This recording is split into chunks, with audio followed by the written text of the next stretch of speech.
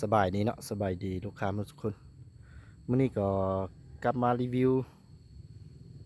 อันน่ะ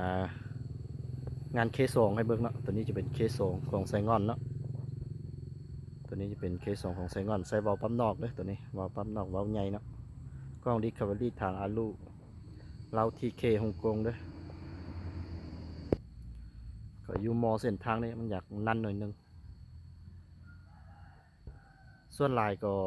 ลูกค้าหลายๆคนก็จะฮู้แล้วเนาะแต่ว่าอันนี้ก็รีวิวเพื่อผู้ที่กำลังหากันเล่นเนาะหากันเล่นแล้วก็อีกอันนึงก็ผู้ที่กำลังสอบหาได้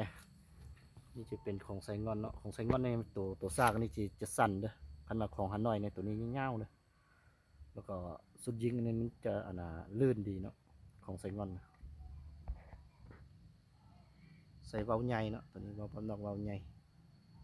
ทางอันลูกขนาดเมน0.42เนาะตัวนี้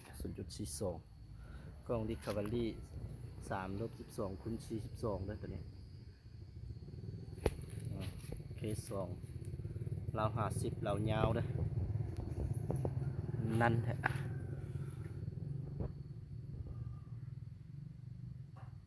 งามหลายเนาะเคสองรุ่นนี้งามไทยนี่กับพับอันนี้ก็พับได้เนาะพับได้คือกัน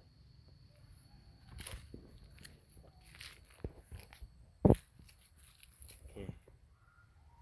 งามแฮงเด้อเคสองรุ่นนี้ของใส่งอนนี่โอเคสุดละใส่งานก่อน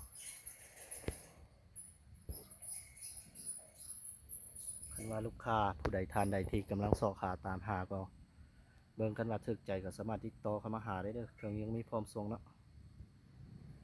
เครื่องก็มีจำกัดเนาะเครื่องก็